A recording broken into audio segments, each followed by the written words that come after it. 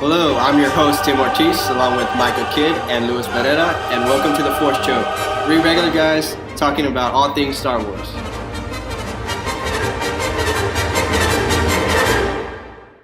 All right, so Tim is going to continue with.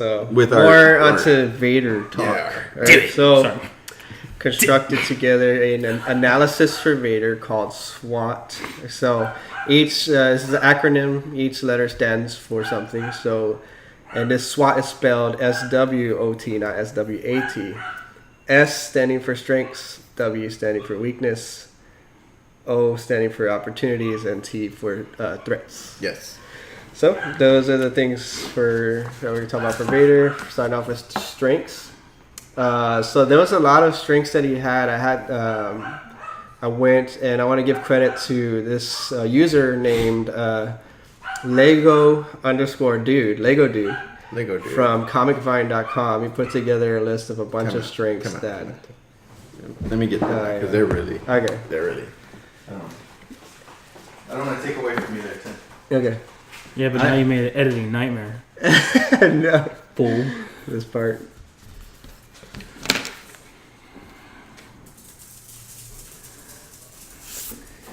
Okay,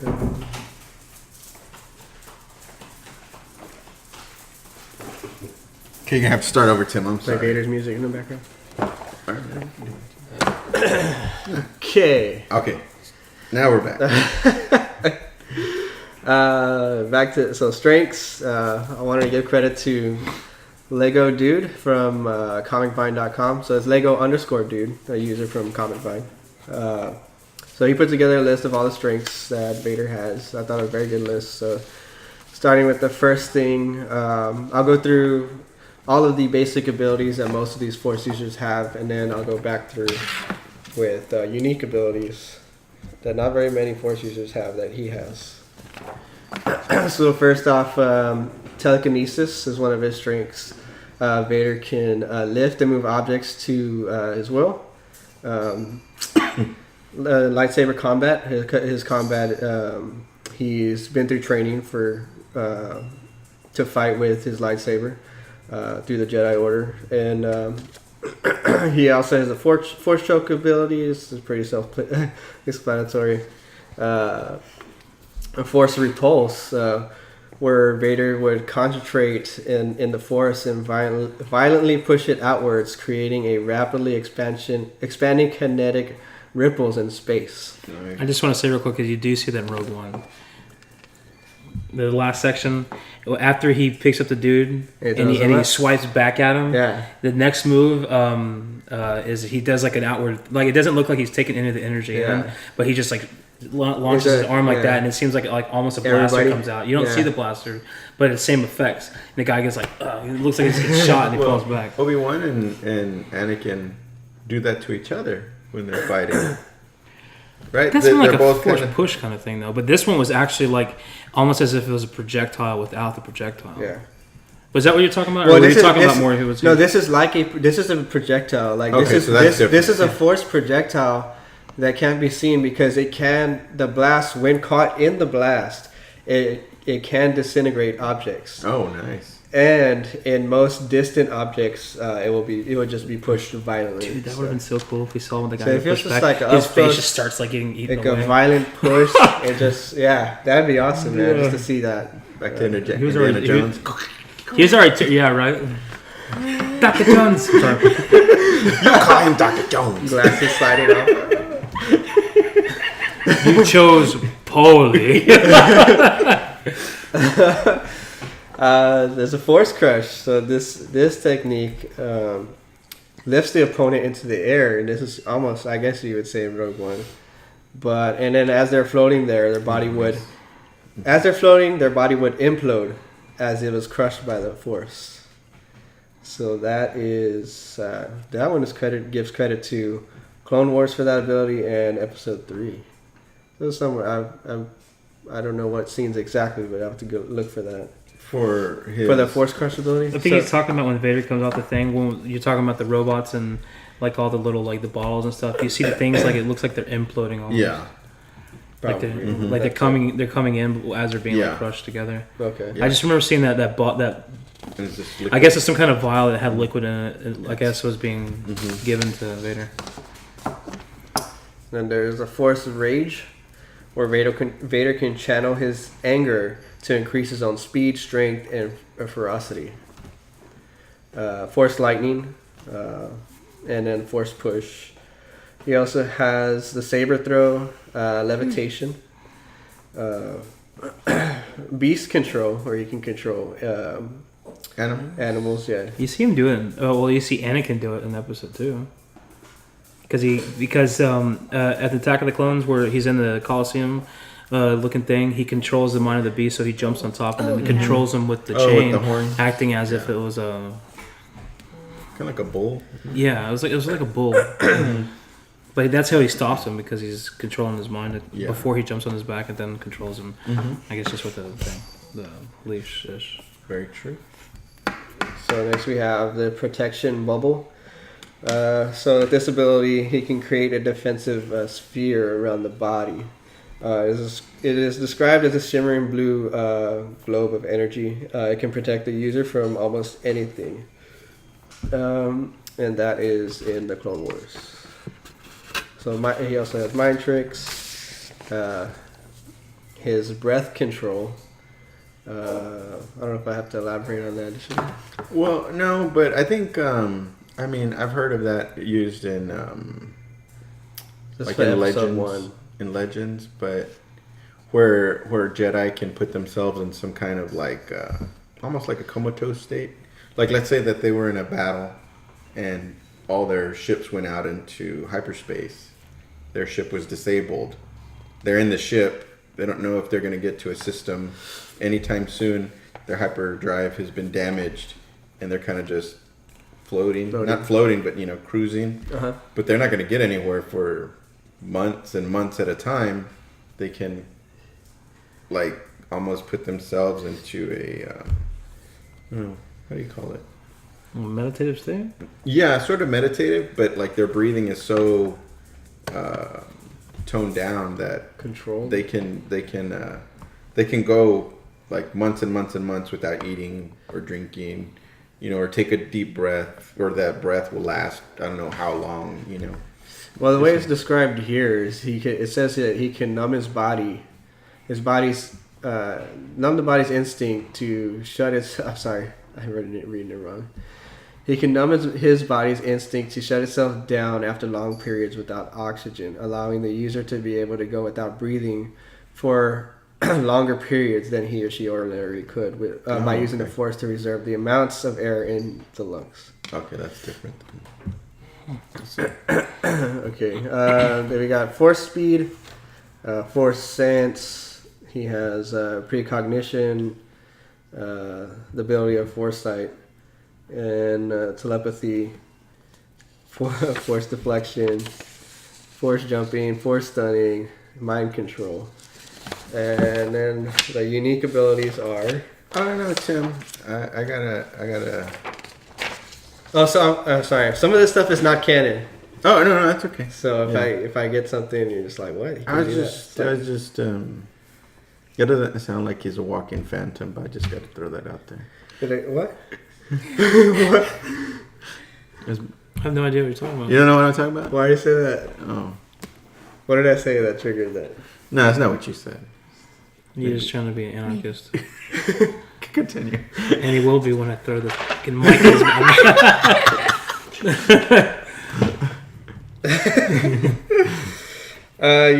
See, it wasn't funny. Shut up. I'm sorry. He has the ability to use Force Destruction. This is usually fired through the armor hand and can blast a large radius, vaporizing anyone who's got caught close to it. Even those who have escaped directly those who escape direct contact with the blast would be pushed asunder by the power's backlash. So that sounds a lot like the Force Crush, I think it was, or the Repulse. Force Kill. He has the power to use telekinetically destroy the victim's organs. The Force Cloak. This power allows Darth Vader to become invisible. I've heard about that. Yeah, that is not canon. No? No. Oh, This, you see it in the games. Oh, okay. They're in games, this ability. He has the Force Heal and Force Ghost, and I think that's it. So those are all his strengths that attribute to. I mean, that's pretty unstoppable to have all those. It's almost like as long as nothing happens to the suit, he'd be. Oh, look, I missed a couple. Oh, did you? Oh, my God. So, 2 more. And these are weird names, because I think one of them's a unique name made for Star Wars. But Tuta Minis is a force power that allows Vader to absorb any kind of energy. And then there's... we talk about that all the time, right? There's Kind Tight. It's a variation of Force Lightning ability. It involved molding Force energized lightning into a sphere of restrained kinetic energy, which could be thrown at an enemy instead of burning or electrocuting its target, like most forms of Force lightning. It acted as a solid. It acted as a solid projectile. I guess kind of like what Yoda did to Palpatine. Yeah. So they call that Kind Tight. Yeah. Yeah. So those are strengths. I like how the list that you have for weaknesses are. He just has like no. But a fraction. It's a fraction of the strengths listed. So it's just a very few weaknesses. Strengths. Weakness.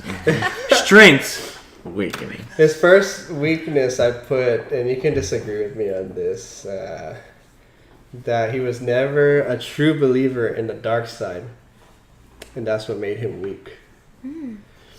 Because from his perspective, and I knew this was gonna trigger him. No, I'm thinking. I was gonna mark trigger right there. Not with the G, right? With the A. Trigger. So, what's that? I mean, you can say. I mean, you have something to say. No, I'm thinking. Say it. I think 100% true believer of the dark side. I don't think he was ever at that. I think he got there towards the end. I mean, because he's telling Luke, you don't know the true power of the dark side of the Force. I'm like, yeah, but in the back of his mind, he's like, "You're my son. Like, I want you on my side." Like that's his weakness. Like his son was his weakness. Yeah, that was pulling the light side. Gonna get to that, but. Well, I mean, just because you're a true believer in something doesn't mean that you don't have conflicting thoughts elsewhere.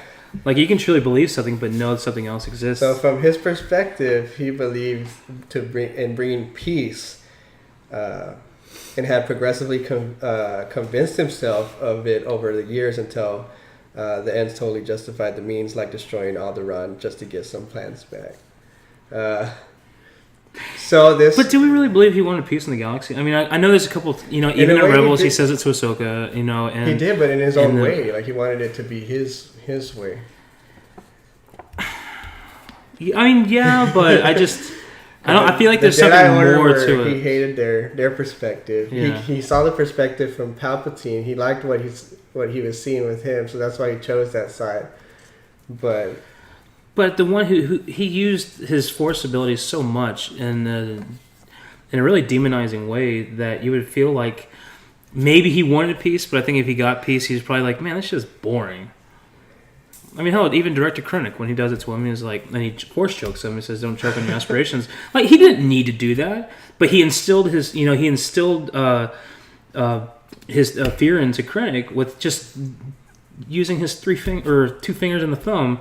Like, by choking Krennic, like, he didn't need to do that.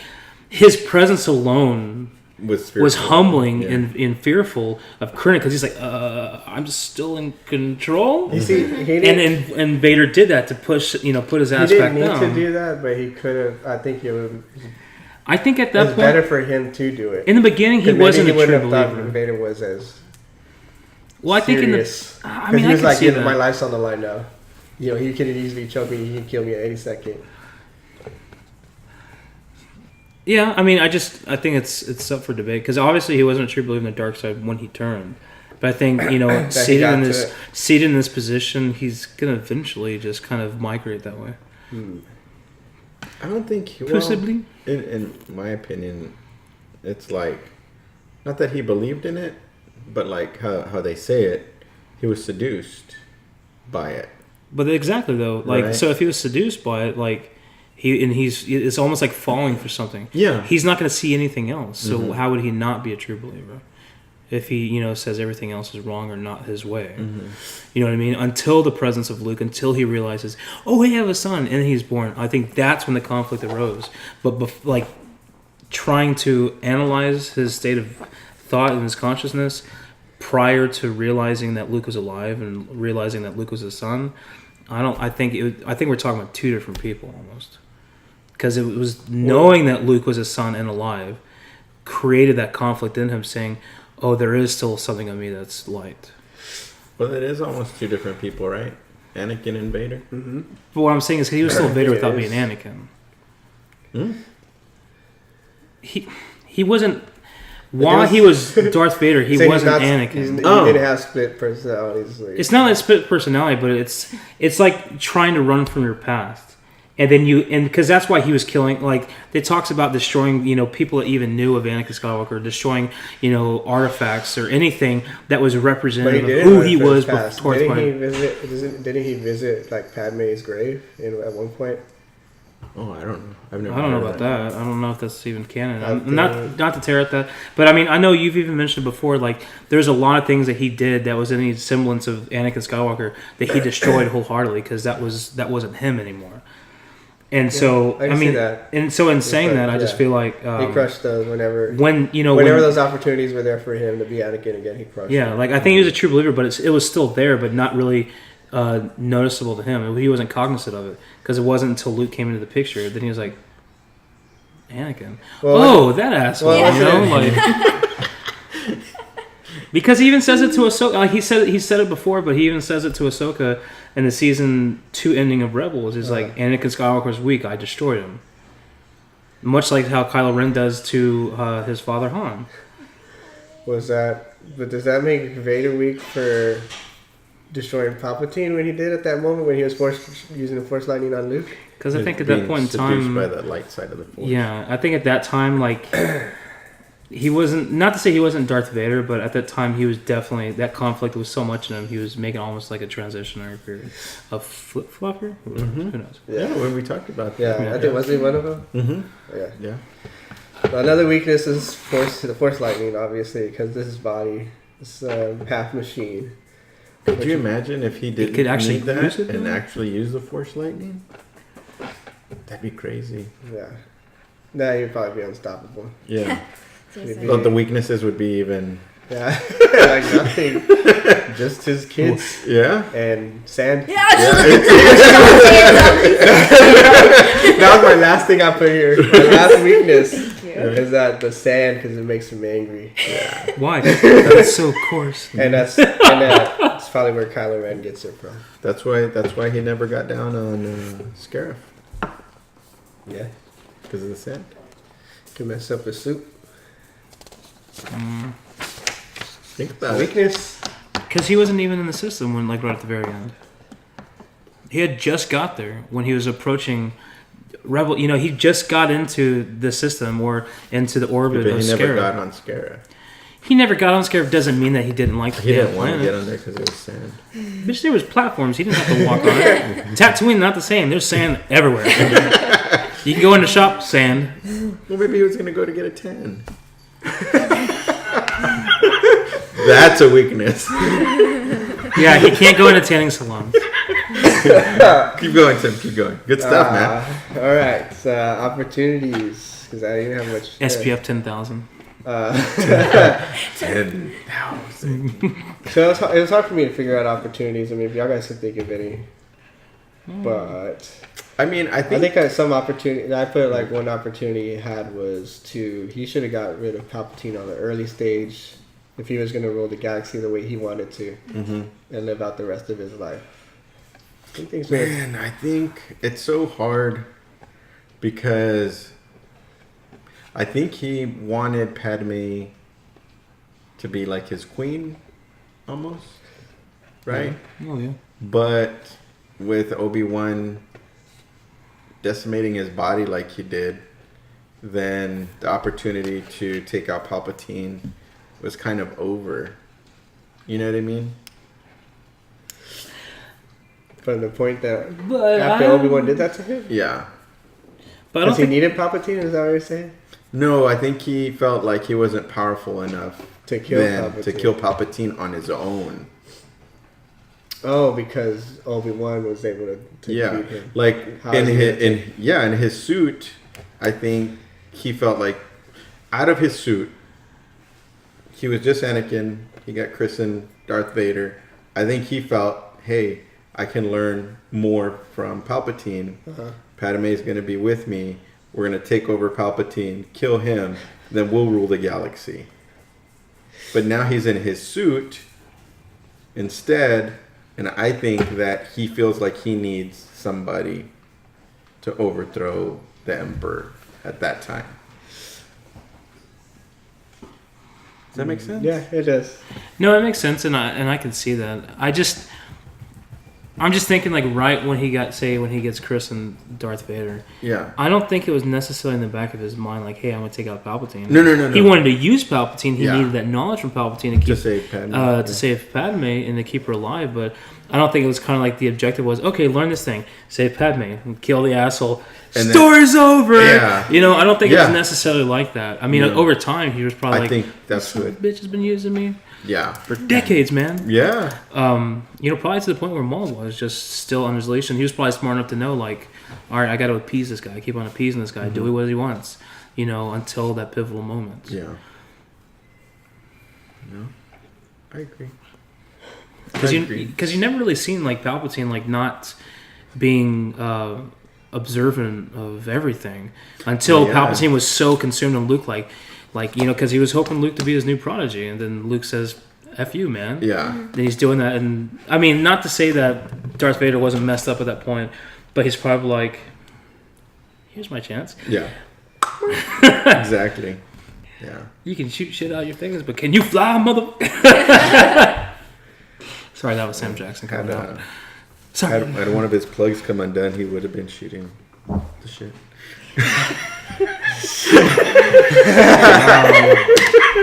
I thought we were trying to. You gotta reel me back in sometimes. I'm sorry, guys. So his opportunities, is that the... No, it's my phone going off on that. Oh, okay. So, like, I get the common theme with the opportunities for him is, like, he hesitates, or Vader hesitated with killing, like, Palpatine and then Luke. I see. I can see the hesitation with Luke, Luke because that's why I talked about that conflict coming back, though. I mean, he had him at his mercy right there. I mean, you can't really think that Vader was actually fighting Luke Skywalker in Episode 5 because he was trying to convince him. Like, because if that conflict in the Cloud City, you mean? Cut off his hand. Well, that's what I'm saying is because if Vader really wanted to kill Luke, he wouldn't have messed around, for the 5-minute, duel scene or whatever it was. He would just would have, took him out like that because Luke, wasn't that powerful. But it's because Vader wanted to convince him. It's because Vader wanted to reel him in.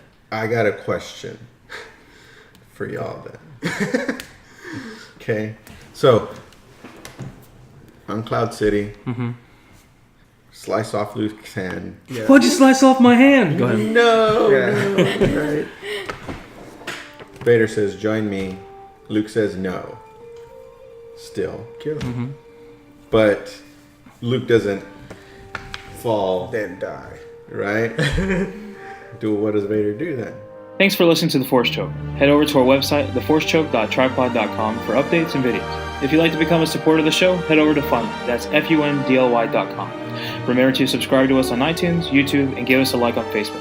This podcast is not endorsed or sponsored by Lucasfilm, 21st Century Fox, or Disney, and is for entertainment purposes only.